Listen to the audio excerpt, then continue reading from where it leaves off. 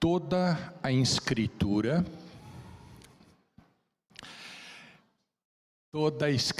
é inspirada por Deus e útil para o ensino, para a repreensão, para a correção e para a instrução na justiça, para que o homem de Deus seja apto e plenamente preparado para toda a boa obra.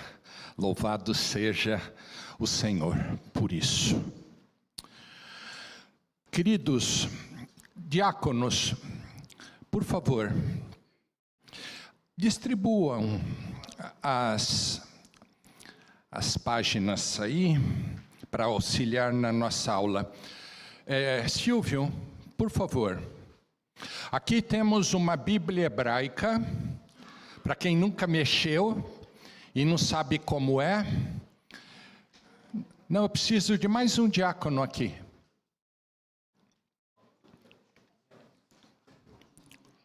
Silvio, distribui uma Bíblia hebraica do lado de cá, só um minutinho, Silvio.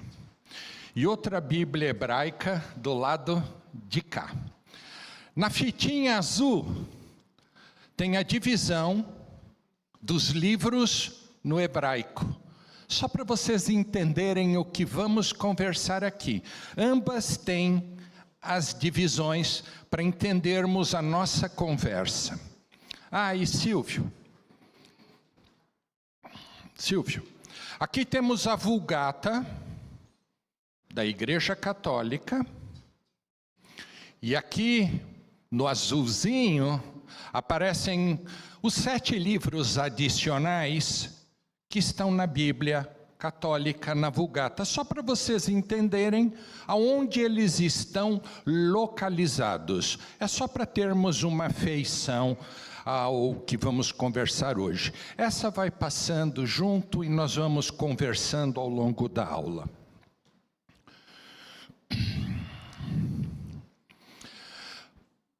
Põe mais um, Edu, por favor. Tema da nossa aula de hoje: a estrutura e conteúdo do Antigo Testamento. Livros e suas principais temáticas. Você tem razão, Dumbra. Se o Rogério tivesse deixado só nos livros, seria bem fácil. Mas ele incluiu aí os temas. Então nós temos que correr, porque os temas já implicam em entrarmos em alguns detalhes sobre o conteúdo, né? Então, é assim. Pode passar, querido. Se abrirmos a nossa Bíblia cristã, da Igreja Reformada, que está aqui nas nossas mãos, e uma Bíblia judaica ou hebraica, como estão correndo aí, nós notaremos uma diferença, queridos. No caso da nossa Bíblia, essa diferença está ligada à ordem e sequência dos livros. Porque na Bíblia hebraica, ela está organizada de forma diferente da Bíblia cristã e principalmente da Igreja Reformada. Na Bíblia cristã, o conteúdo e os textos e os livros, eles estão assim colocados de uma forma que eles se ajustam com o Novo Testamento. Então eles são preparados para que, num determinado momento, entremos nos evangelhos. Então ele segue uma ordem diferente. Na Bíblia hebraica, o Velho Testamento é formado por 3 coleções: Torá, Neviim e Ketuvim. Isso já vimos na aula anterior, que eu tive aqui o privilégio de ministrar para vocês, né? Essa ordem não é aleatória. Quem pode abrir aí Lucas 24, verso 44. Cadê o microfone? Está aqui? Lucas 24, 44. Quem pode ler? Silvia.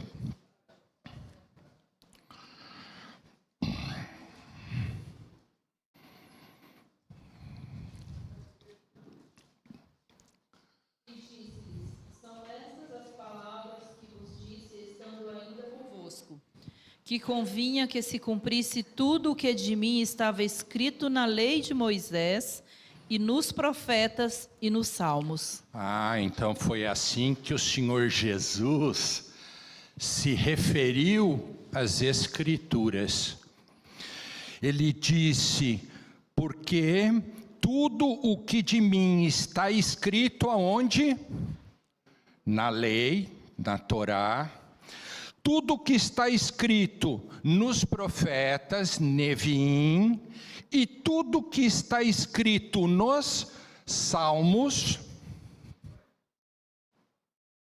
referindo-se aos quetuvins,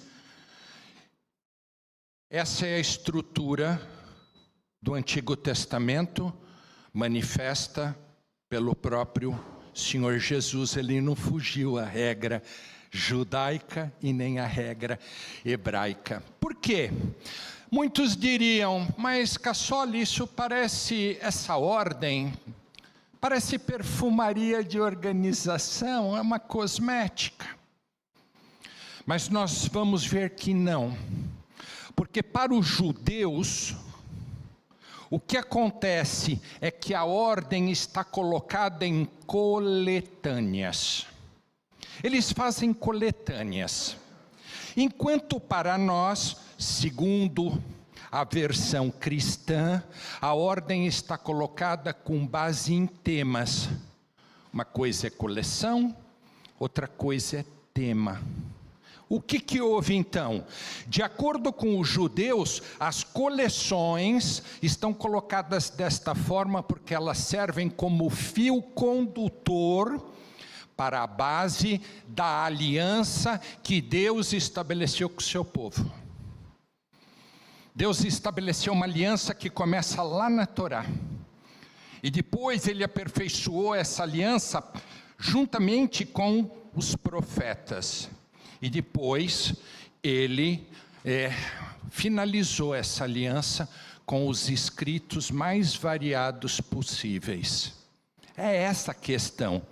Porém, entre os cristãos, a ordem dos livros segue o estilo literário. Como assim? É colocando os livros dentro de uma mesma temática. Na nossa Bíblia, primeiramente nós temos... Passa o próximo, Edu, por favor. Olha lá. Na nossa Bíblia nós temos primeiro os livros históricos. Eles estão dentro de uma temática totalmente histórica. Depois entram os livros de sabedoria e, por fim, os proféticos. Essa é a ordem que diferencia de uma para outra, do Antigo Testamento na versão hebraica e do Antigo Testamento na versão cristã. Na nossa Bíblia, primeiramente temos os históricos, depois os de sabedoria e depois os proféticos. Volta no outro, Edu, volta. Aí, vocês viram que os profetas estão no meio da Bíblia hebraica? No meio. Na nossa, volta uma para frente. Na nossa, os profetas estão no final da nossa Bíblia, porque depois de Malaquias entra o Novo Testamento com Mateus. Coleção e tema. eles aperfeiçoaram essa ordem porque, segundo eles, esta visão de os profetas estarem no meio da Bíblia é algo importantíssimo para eles. Bom, a primeira coletânea judaica que foi organizada foi a Torá. Pode passar um para frente. Aí. Esse é o primeiro escrito da Bíblia hebraica. A Torá significa, literalmente, instrução. Instrução, nós chamamos de lei. E os teólogos chamam de Pentateuco. O que acontece? Na Torá nós temos a constituição da aliança com Deus e seu povo. E a Torá contém as instruções fundamentais. Todas as revelações do plano de Deus para Israel. Narra a criação, os céus, a terra, a criação do homem, a criação da mulher, a ordem de Deus para o casal, a queda, as gerações a partir de Adão, a formação dos povos, a formação do povo de Deus, as alianças de Deus e seu povo, as festas, as leis, a purificação, as leis civis e as leis cerimoniais estão todas aí. Está dividida em 54 paraciotes. Vocês já viram os judeus no Muro da Lamentação, fazendo aquele ritual? Sim, lembram-se? Ele está recitando exatamente esta ordem da Torá: Gênesis, Bereshit, Shemot, Êxodo, Vaikra, Levítico, Bamidbar, Números e Devarim, Deuteronômios. Está dividido em 54 porções, para que essas porções representem um ciclo anual de leitura. E nós vamos ver que cada paraxá, cada trecho está dividido para que seja lido em uma semana. Mas, Cassoli, 54 dividido por 12 não dá 365. Não vai dar mesmo. Porque o calendário judaico é lunis solar. Eles começam assim. Tem ano que tem 350 dias, tem anos que tem 360, tem anos que tem 370, tem anos que tem 375. Então, eles vão fazendo uma mescla. E essa mescla está aí. Eles vão lendo semanalmente todos estes temas e todos esses capítulos individualmente. Diga, Silvia. Não, o que eu queria compreender é se na hora que ele está lá no muro, quando ele fica fazendo esse ritual, o que ele fica falando lá? Esse trecho aqui, por exemplo, Bereshit, aí ele fica lendo esse texto? Está lendo esse texto. Aí cada dia ele vai lá e lê um desse, é ele isso? Ele está lendo. Você pode ver que a maioria deles está lá, sim. Ele está lá, sim. Ele está lendo o trecho. E o que acontece? O nosso é tema. A criação, Adão e Eva, a queda, então, no dele está assim, ó. O primeiro lá em cima em verdinho, no princípio. No princípio criou Deus os céus e a terra.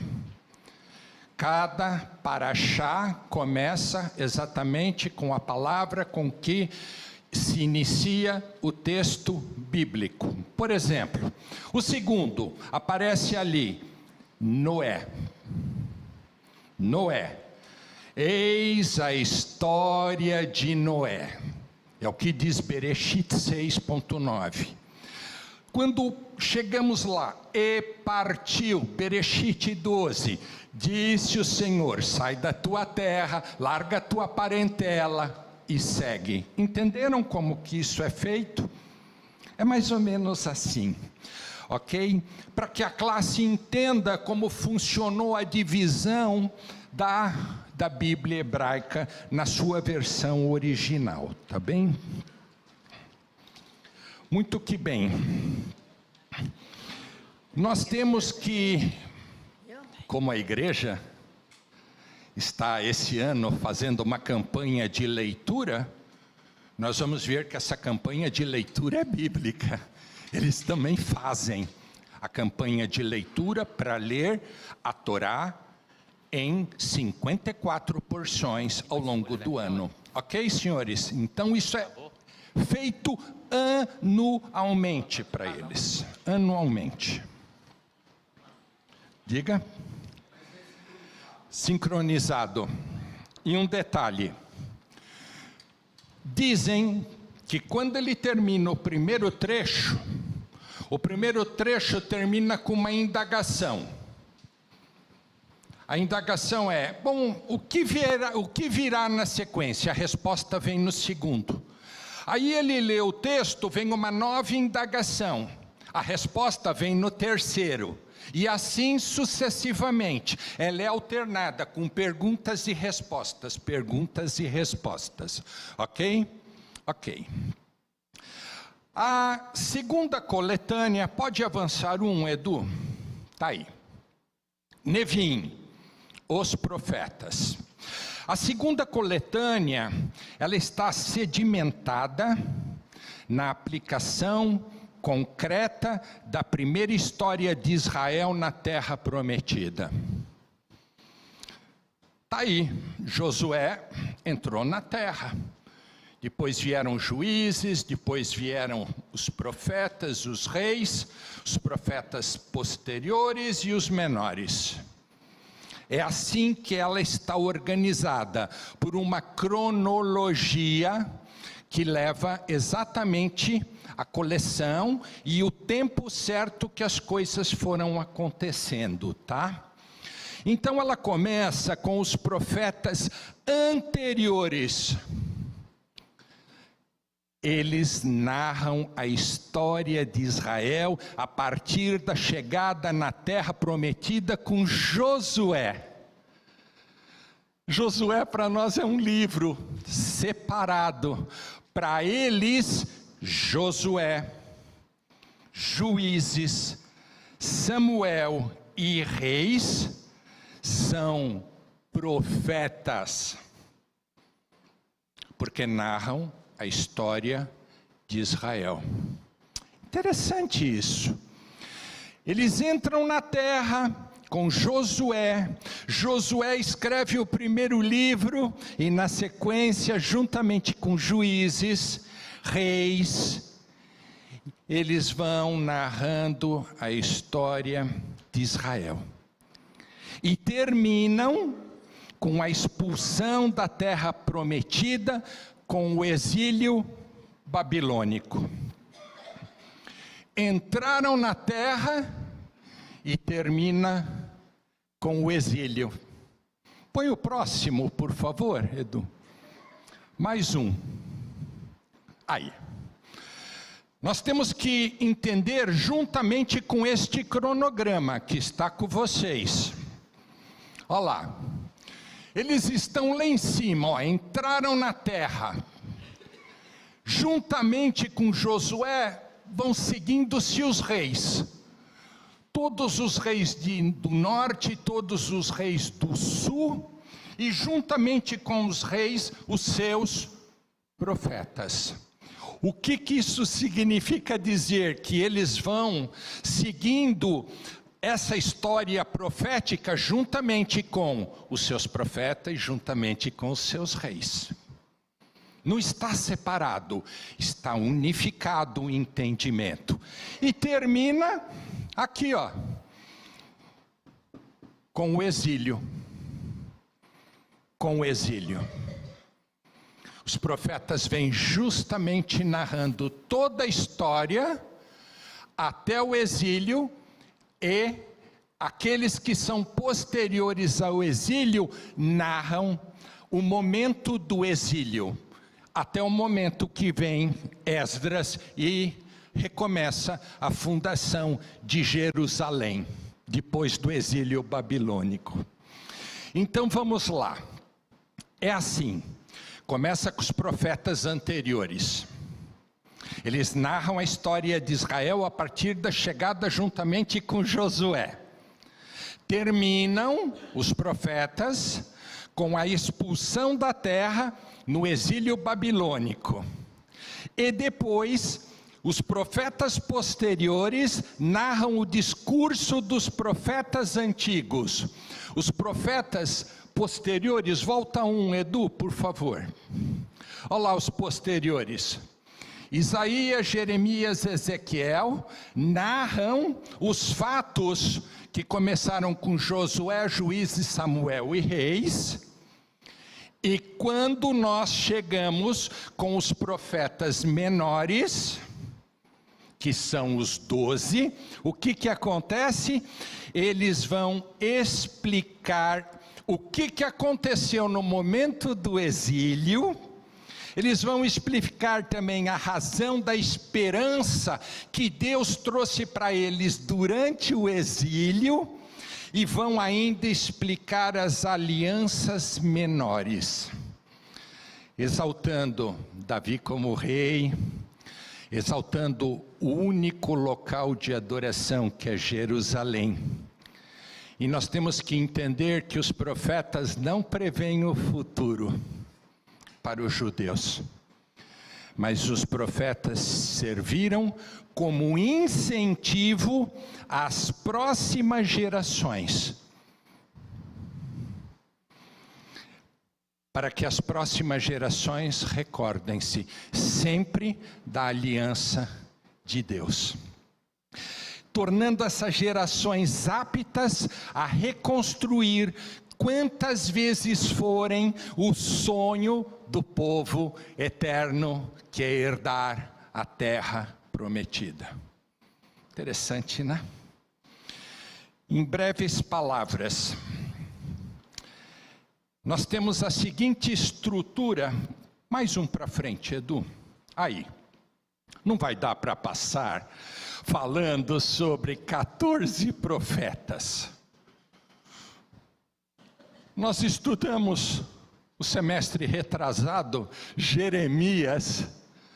Levamos 6 meses para ler os 66 capítulos. Portanto, não vai dar para falar do tema de 14 profetas, mas foi por isso que eu distribuí a folhinha aí para vocês.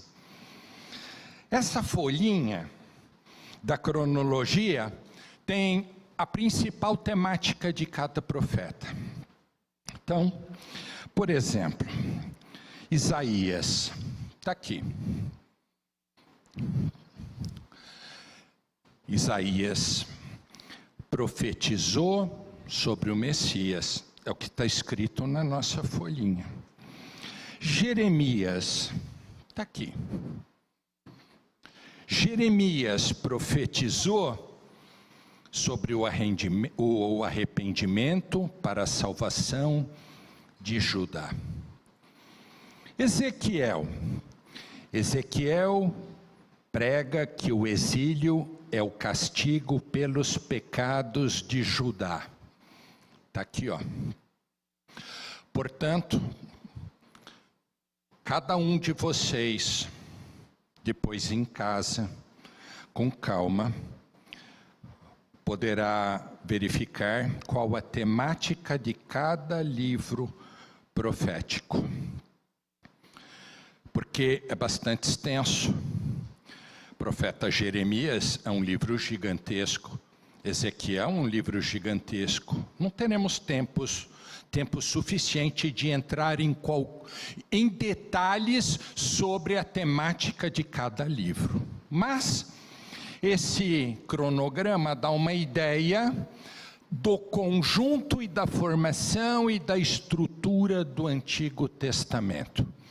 Eu fiz aqui uma pequena análise. Avança, volta um, por favor, Edu. Não, volta.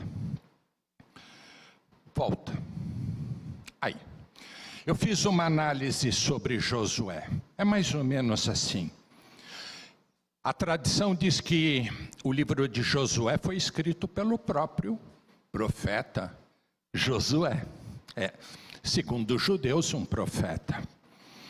O livro foi escrito para registrar a entrada do povo na terra prometida e também registrar a repartição da terra para as 12 tribos sobre a liderança do profeta Josué, que foi sucessor de Moisés. Não é isso? A narrativa bíblica apoia-se na fé desse povo. É a fé.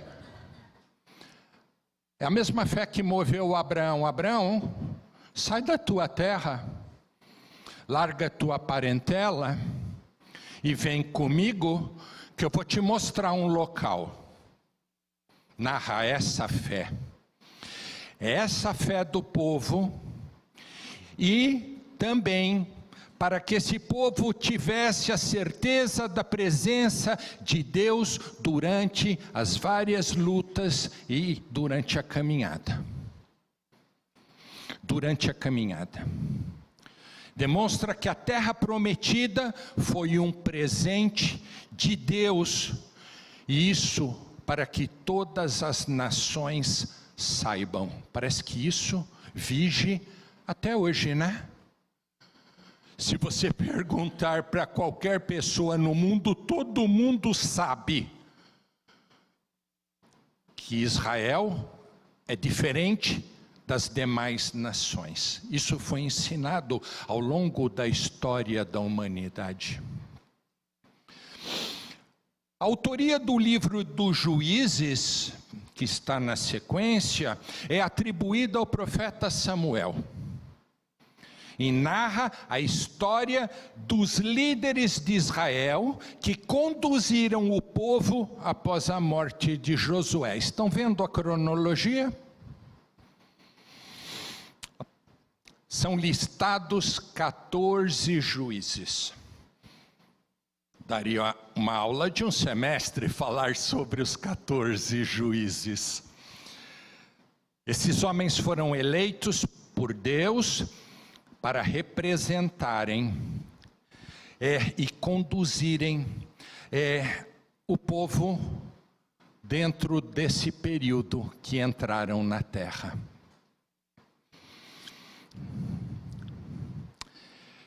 Eram homens que foram escolhidos em razão da sua sabedoria e porque também eram exemplos de fé. Sempre a fé. O próximo livro fala de Samuel, cuja autoria é atribuída ao próprio profeta Samuel. E narra a história, a história pessoal de Samuel e dos primeiros reis de Israel. Fala de Saul, fala de Davi também. E os livros dos reis relatam a história dos reinos de Israel e Judá. E a autoria dos livros, 1 Reis e 2 Reis, é atribuída ao profeta Jeremias. 1 Reis relata a morte de Davi, o reinado de Salomão e a divisão do reino. Descreve também o ministério do profeta Elias. E 2 Reis descreve a história dos reinos do norte e do sul e explica também porque que eles acabaram sendo conquistados pelas demais nações. É só uma pequena abordagem, como eu disse.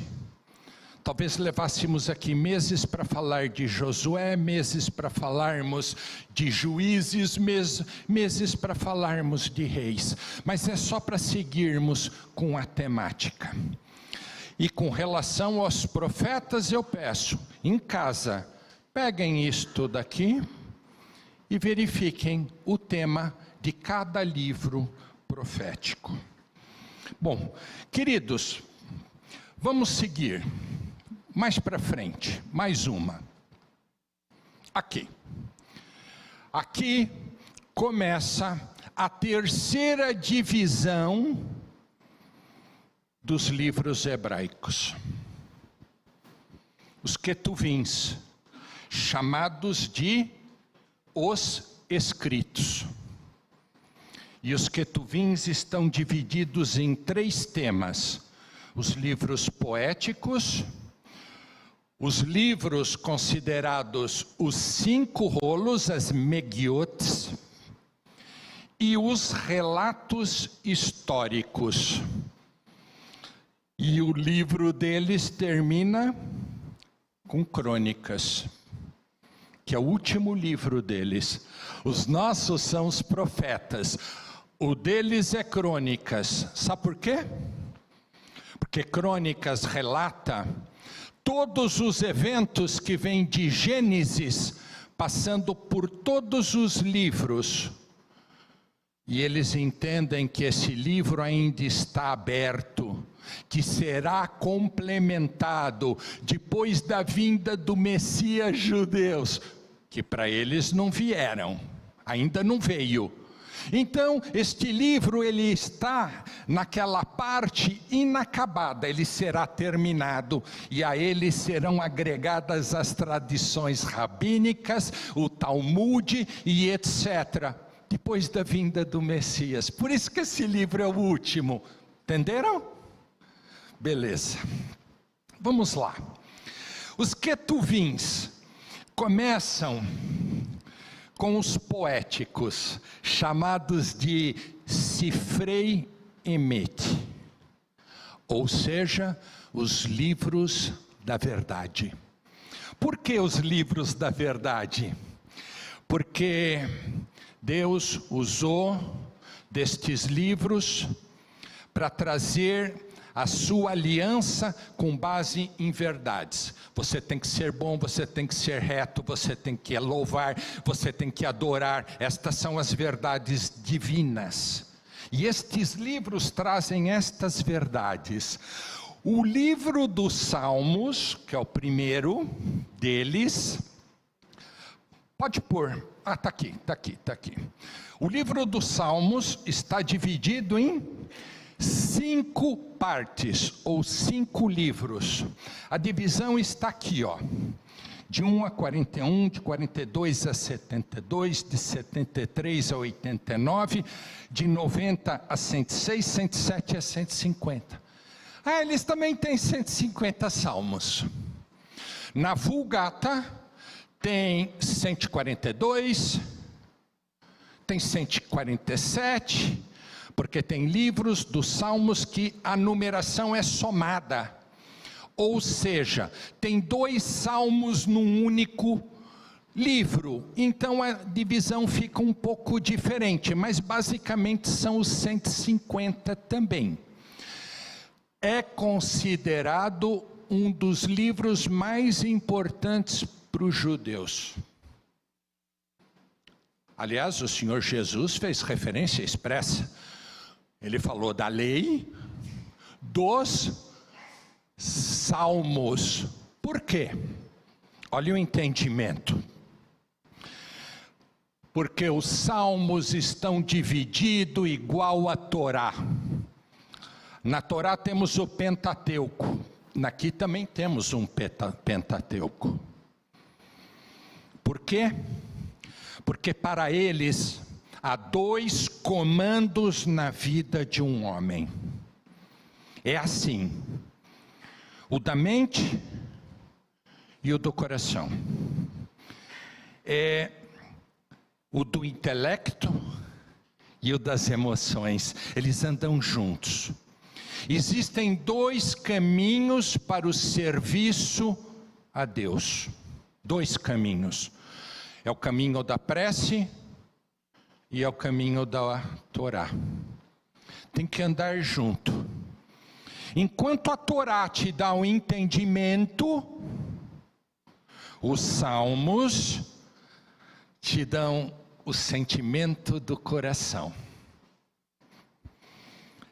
Torá e salmos andam juntos. Num Deus fala qual é a aliança dele, e no outro você adora. Num você entende, no outro você louva. Num Deus te diz como são as leis, os mandamentos, e no outro ele diz como que você se achega até ele. Interessante isso. Por isso que eles são louvores. Nós lemos os salmos, o judeu canta os salmos. Estão divididos em 7 partes, 150, dividido por 5 livros, dão 30 livros, 30 livros divididos por uma semana, dão 5 livros por semana, para você cantar e louvar. Tal qual aquela divisão do Pentateuco, lembram? Um grupo de instruções por semana. Os salmos, um grupo de cânticos por semana.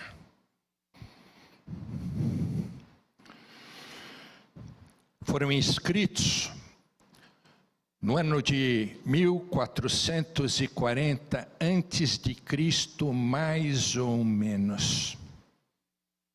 E alguns foram escritos antes do ano 500 antes de Cristo. Portanto, foram escritos durante todo o período da história de Israel. 74 são atribuídos a Davi, 12 a Asaf, 9 aos filhos de Corá, 2 ao rei Salomão, 1 a Emã, 1 a Etã e 2 a Moisés, e 49 são de autores desconhecidos, porém chamam-se todos Salmos de Davi. E se você perguntar para um judeu, mas ele escreveu todos, o judeu dirá: não escreveu, mas ele recitou todos. Por isso que são salmos de Davi. Entenderam, gente? Posso seguir?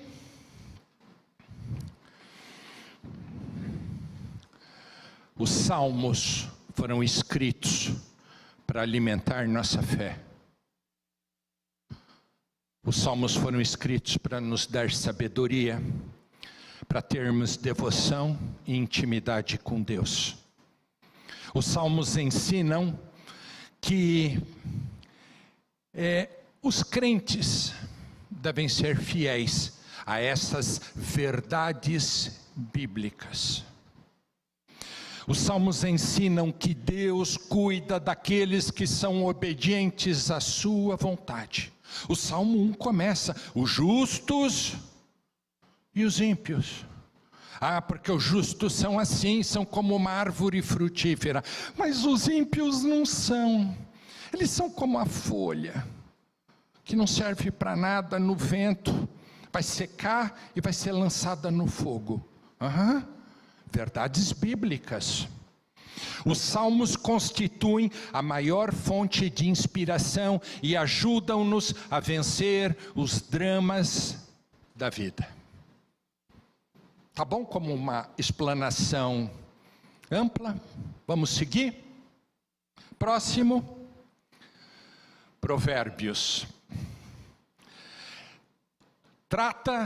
Tratam-se de uma antologia. É uma junção de vários livros que formam uma coletânea. Vários livros que somados formam uma antologia, uma coletânea.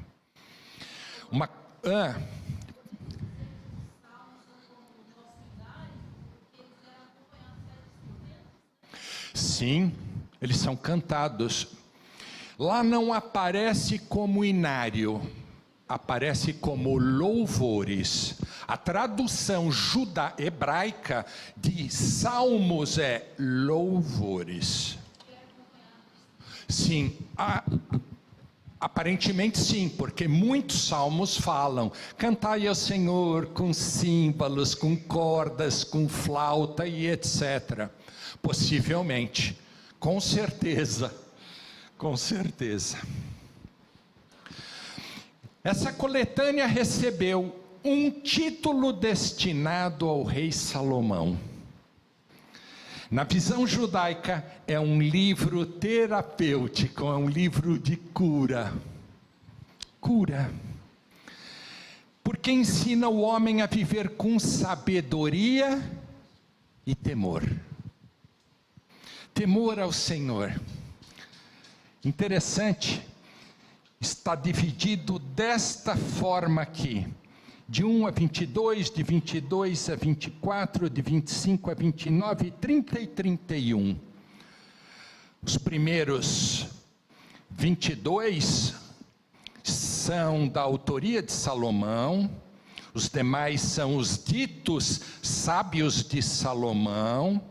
Os demais são de Salomão, porém escritos pelos oficiais do rei Ezequias, que copiaram esses escritos. Depois temos as palavras de Agur, e por fim as palavras do rei Lemuel, palavras que foram ensinadas de sabedoria por sua mãe. Os versos 1 a 22... fazem um convite inicial aos jovens israelitas para que sigam o caminho da sabedoria. Contém 10 instruções só para jovens. Jovem, aprenda isso. Jovem, saiba aquilo. Jovem, você tem que andar dessa maneira. Interessante. É dada aos jovens essa primeira instrução. Dos versos 22 a 29, nós temos 375 ditos. São conselhos, 375 conselhos, e que fazem um contraste entre o homem sábio e o homem tolo. O sábio e o tolo, o justo e o mau, o pobre e o rico. Os ditos de Agur fazem um contraste entre a criação e o poder de Deus e a ignorância humana. E finalizam com as palavras do rei Lemuel, aquelas que sua mãe ensinou. E devem ter sido escritos entre o ano de 1000 antes de Cristo a 975 antes de Cristo, na época do rei Salomão. Ok? Para nós, os livros de Provérbios estão intimamente vinculados ao Senhor Jesus. É mesmo? É.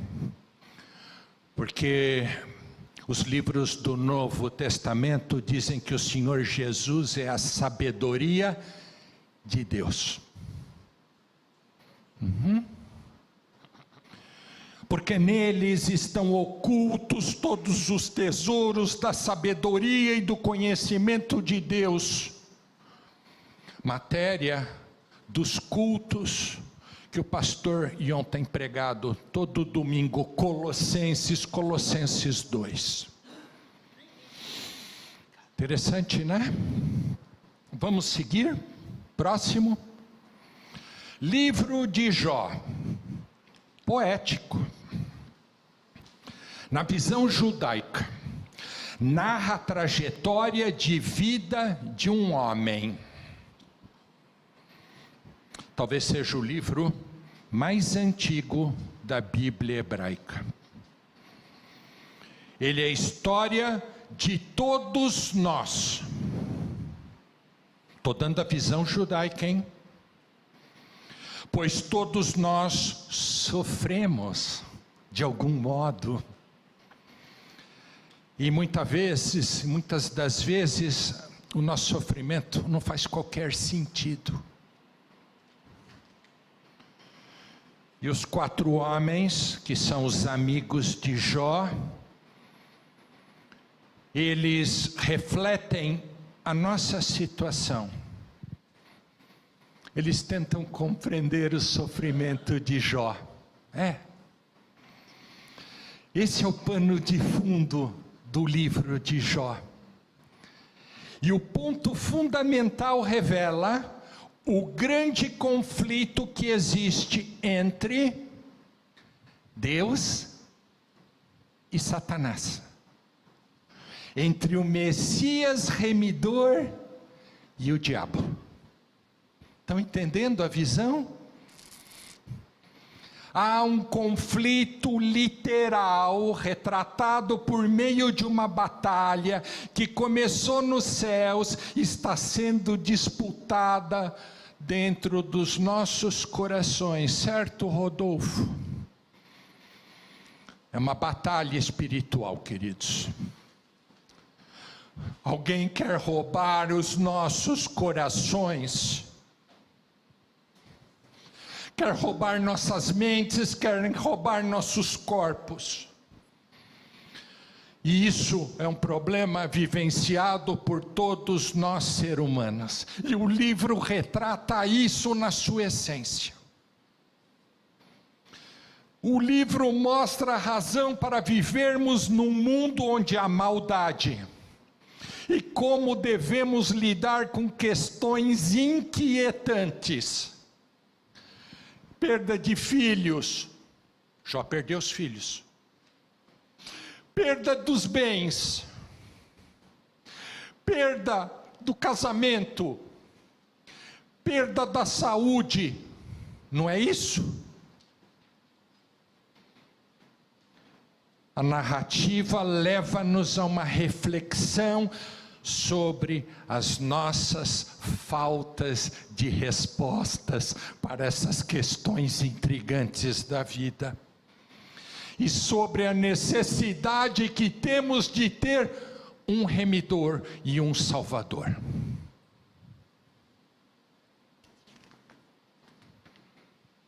Eu também não sabia disso. Mas lendo a gente vai aprendendo. É interessante sabermos a visão de como isto está formado. Diga, Fábio. Ô Marcão, eu estou aqui vendo a sua aula e assim, o que tem falado muito comigo é a respeito do povo judeu, né? Vou tentar organizar aqui para. Ele entende a criação belíssima. E ele entende também a queda, né?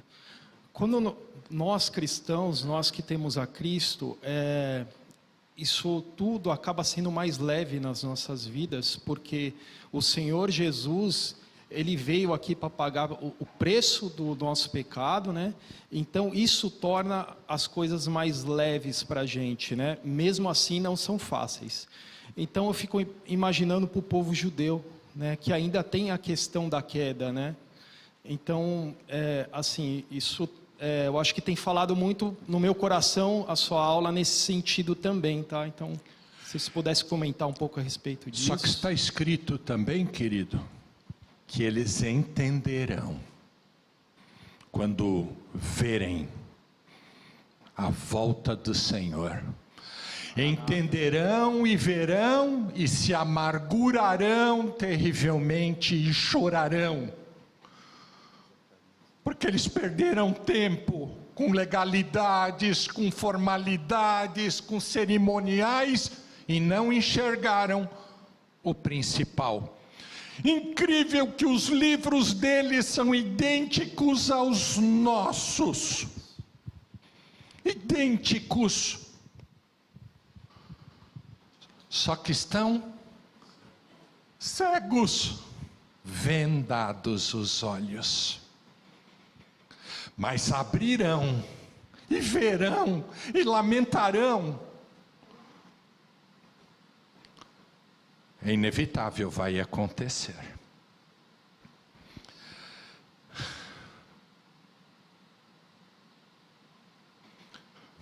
Está aí a divisão estrutural de Jó.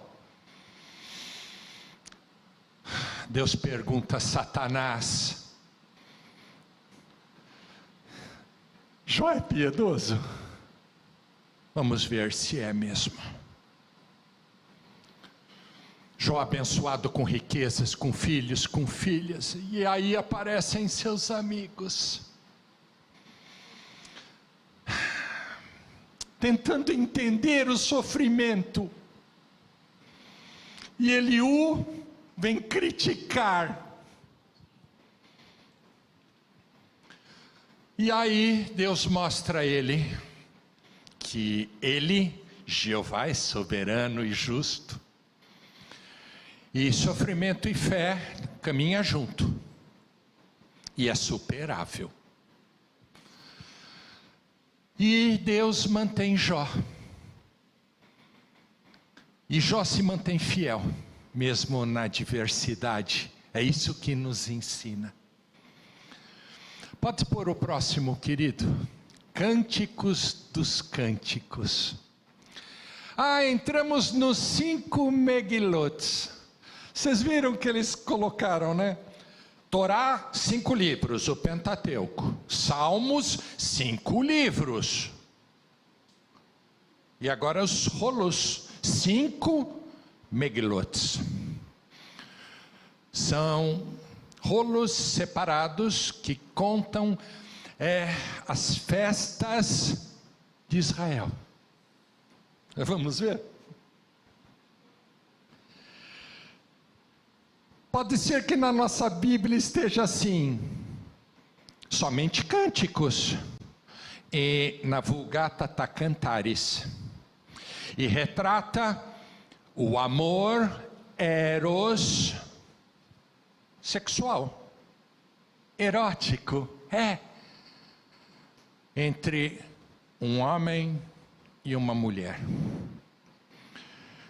Foi escrito possivelmente por Salomão, no ano 970 a.C., e diz respeito a 2 amantes que se elogiam e se desejam com convites de prazeres múltiplos. Funciona como uma audiência que é marcada para esses encontros. Eu já li, é espetacular.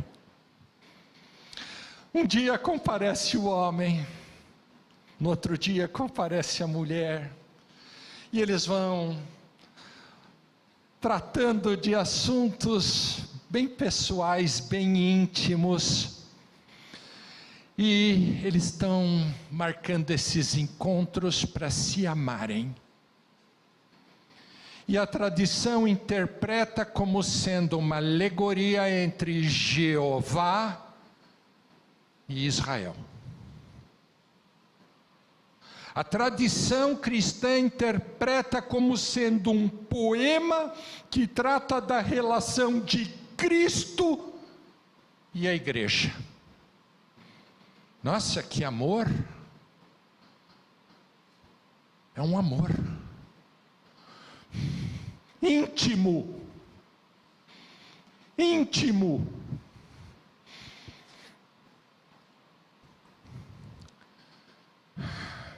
É uma declaração de amor do Senhor Jesus para a igreja. É a declaração da igreja pelo amor que sente pelo Senhor Jesus.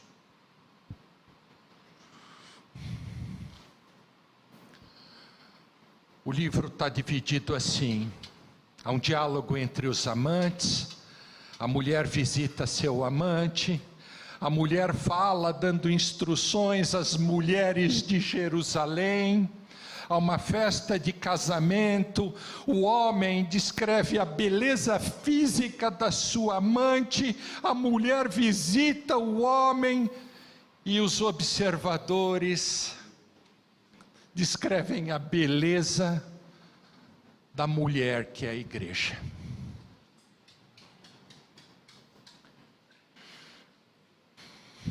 Tem que estar no contexto bíblico? Tem.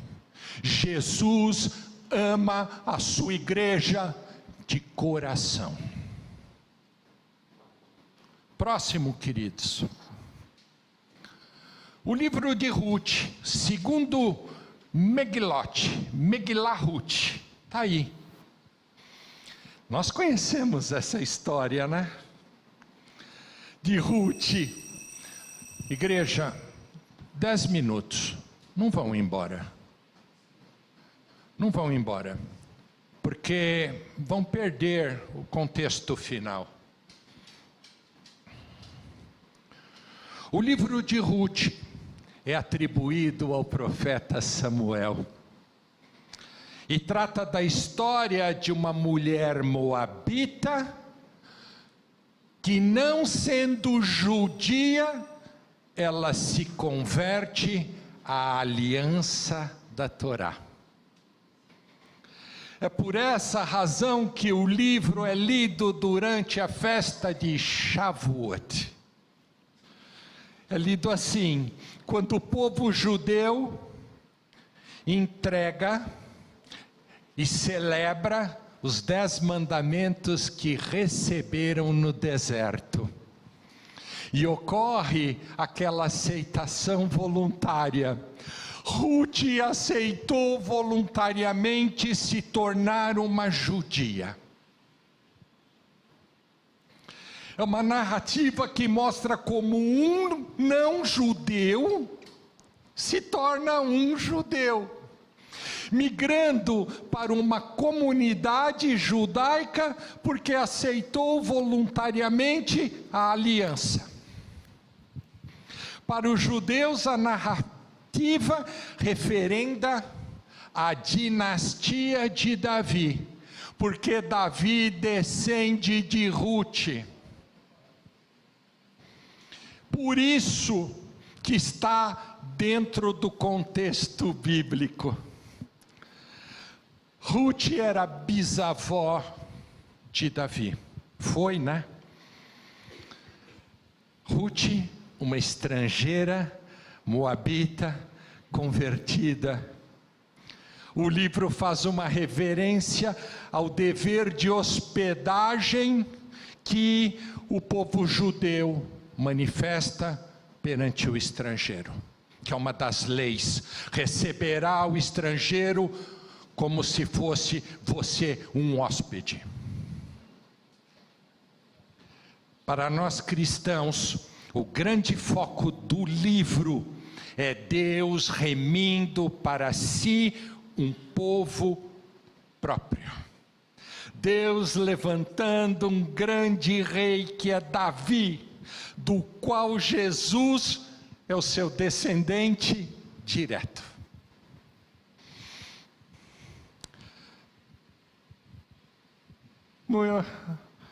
Partida da família de Noemi para Moabe. Moabe se encontra com Boaz. Durante a colheita, Noemi envia Ruth a Boaz. Boaz é o remidor de Ruth, da mesma forma que o Senhor Jesus é o nosso remidor. Vamos seguir? Lamentações. Megillah Eihá retrata a catástrofe que se abateu sobre Jerusalém. quando Nabucodonosor tomou a cidade, destruiu o templo e deportou parte do povo para a Babilônia em 587 antes de Cristo.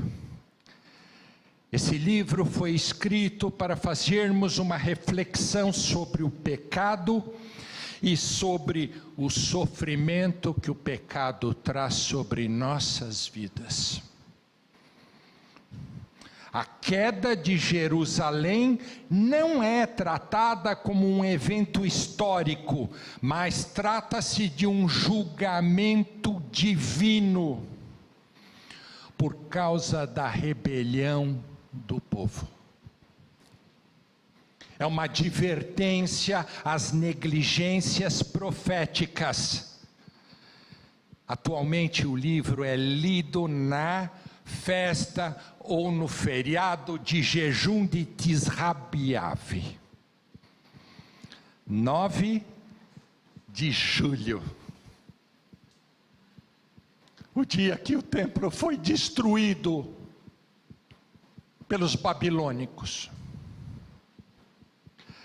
E coincidentemente, o mesmo dia que Tito destruiu o segundo templo.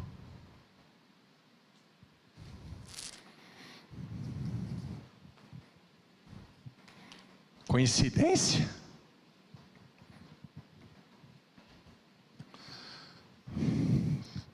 Retrata a tristeza de Jerusalém como uma viúva. Fala da queda de Jerusalém, a esperança do povo e as reflexões que temos que ter sobre o exílio e a misericórdia que Deus teve de trazê-los de volta. Vamos seguir? Eclesiastes. Megilat Coete.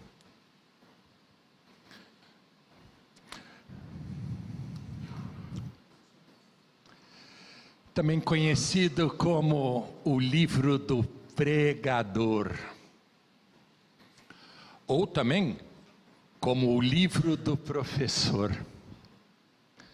Faz um contraste entre as verdades tratadas pelos livros da verdade,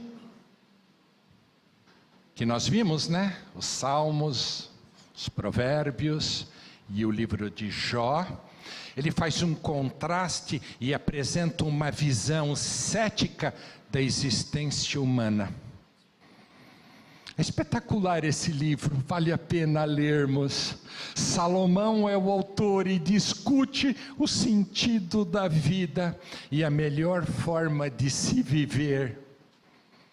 E Salomão argumenta que todas as ações humanas são fúteis, são vãs, e que tanto sábios como tolos terminam morrendo. O livro finaliza dizendo a seguinte situação: teme a Deus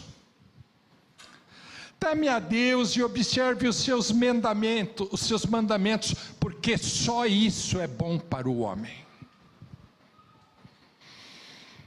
A narrativa do livro é lida por ocasião da festa de Sukkot, também conhecidas perante nós como festa das cabanas ou tabernáculos. Por que é feita essa festa? Porque a Torá exige do homem força, vigor e alegria e ânimo. Então, este contraste feito pelo rei Salomão, que dá um toque pessimista à vida do homem, é confrontado aqui.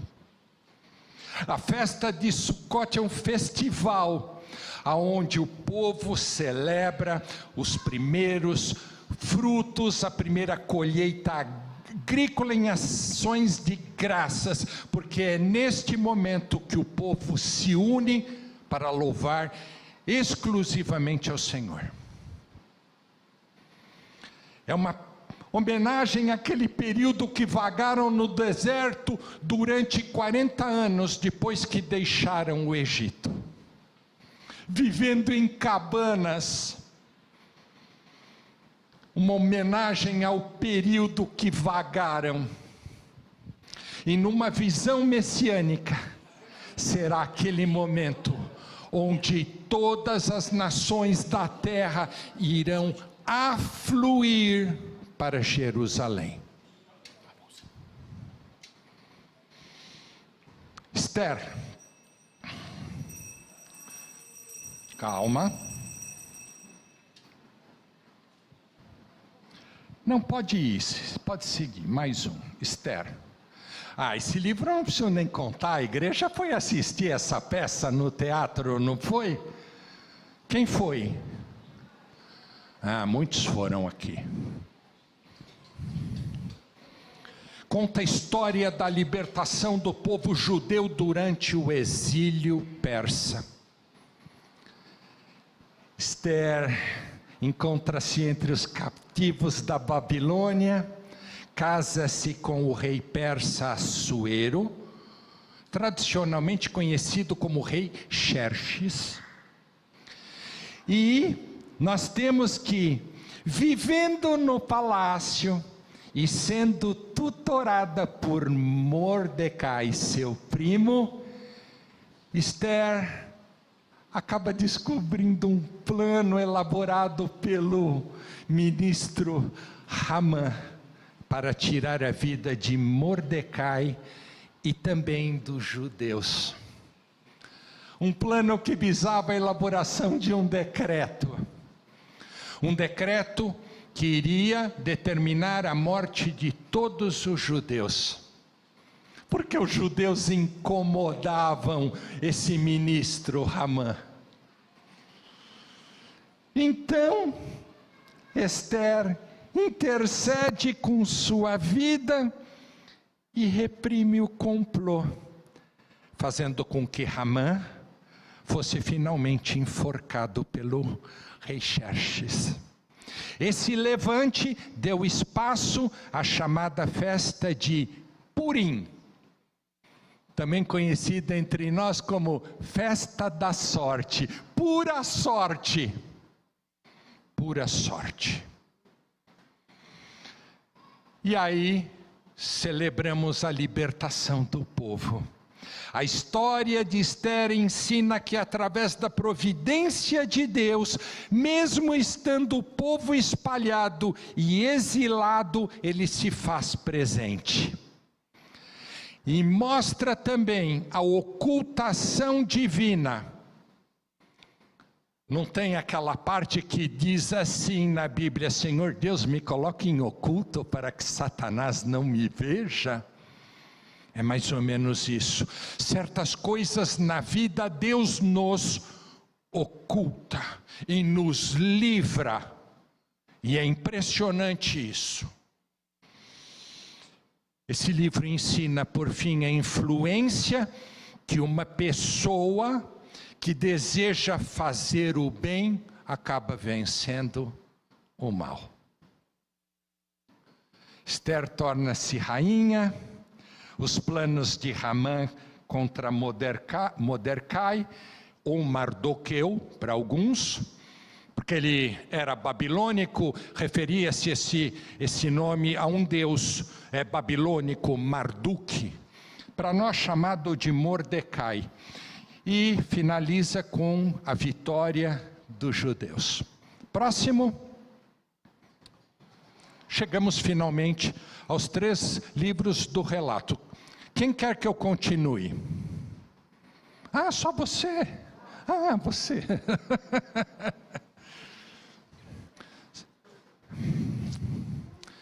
Vocês me perguntariam, Cassoli, profeta Daniel aqui? Por que ele não está lá com os profetas?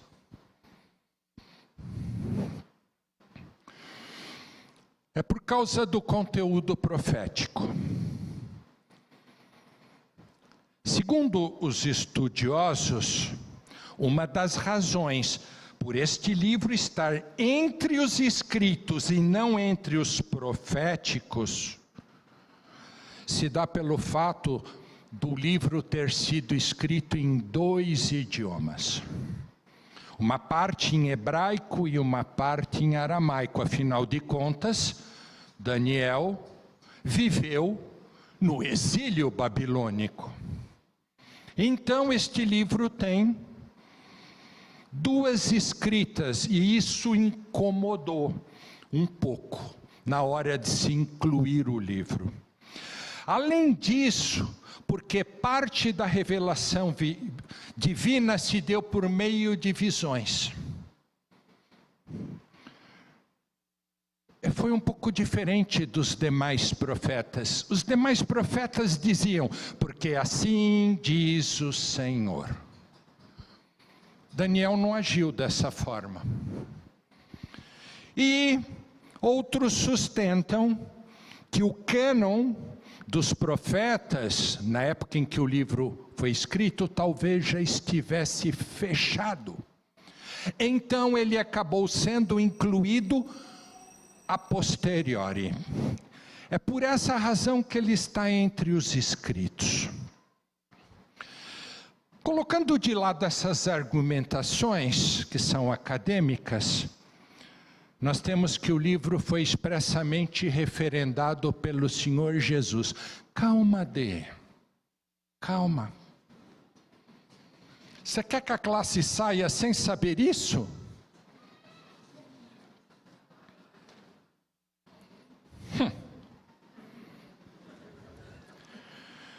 Mateus 24, verso 15 diz: quando, pois, virdes o abominável da desolação, de que falou o profeta Daniel no lugar santo, quem lê, entenda. Bom, então, Jesus nos informa que Daniel era um profeta. Um profeta diferente, sim. É um estilo apocalíptico. Fala dos fins dos tempos. Daniel recebe visões estranhas. Ele vê uma estátua. Ele vê 4 animais que são feras. Um leão com asas, um urso com costelas na boca, um leopardo com 4 cabeças, e ele vê também um animal muito terrível. Ele vê um bode, ele vê um carneiro, ele recebe visões por parte do anjo Gabriel. Ele revela e diz, ele interpreta os 70 anos de exílio que foram profetizados pelo profeta Jeremias. Ele tem visões celestiais de anciãos, que surgiram em nuvens, que surgiram nas margens dos rios, homens vestidos de linho. Sim, é um livro apocalíptico, né? Da mesma forma que João vê coisas estranhas para nós, Daniel também viu. Mas para Daniel, o Senhor Deus não só revela para nós o futuro, mas Deus continua conduzindo a sua história. Para Daniel, Deus é eterno, onisciente, onipotente, justo, misericordioso, soberano, e Ele não vai permitir que ninguém frustre os seus planos.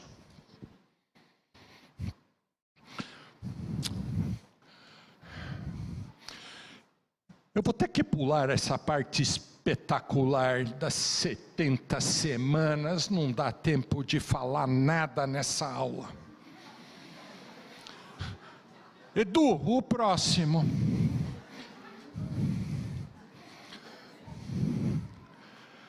Os relatos de Esdras e Neemias.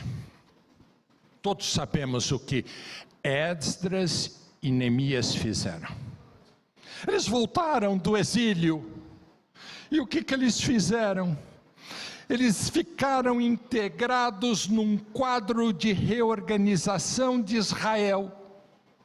Depois do exílio, Esdras e Neemias conduzem os exilados à reconstrução de Jerusalém e do templo. Reorganizam uma nova comunidade e regulamentam as leis de pertencimento à nação de Israel. E Neemias, que se torna um governador, ele na verdade luta com um grande problema trazido pelo exílio, a pobreza. Enquanto Esdras dedicou-se à compilação de todos os livros da Bíblia para que chegassem às nossas mãos hoje. Próximo livro, e eu vou encerrar aqui. Esdras, Neemias, próximo, Crônicas. É a reprodução, é a repetição de toda a história de Israel. Desde a Torá, passando pelos profetas, e faz uma recapitulação completa, de Gênesis até Reis. Foi recontada a história, para que não se perdesse um detalhe, desde o livro de Gênesis até o momento que os reis reinaram. É isso. A razão de ser o último livro eu já expliquei. Ocorre porque para eles a história de Israel ainda continua em aberto. Para eles falta a restauração de Israel na terra, ainda falta a compilação rabínica, que é oral, e que se seguiu após Esdras até a data de hoje. Ok? Acho que com isso conseguimos fazer uma análise rapidinha da estrutura e dos temas dos principais livros. Irmãos, Deus seja louvado. E que todos saiam daqui, guardando nos seus corações estas informações.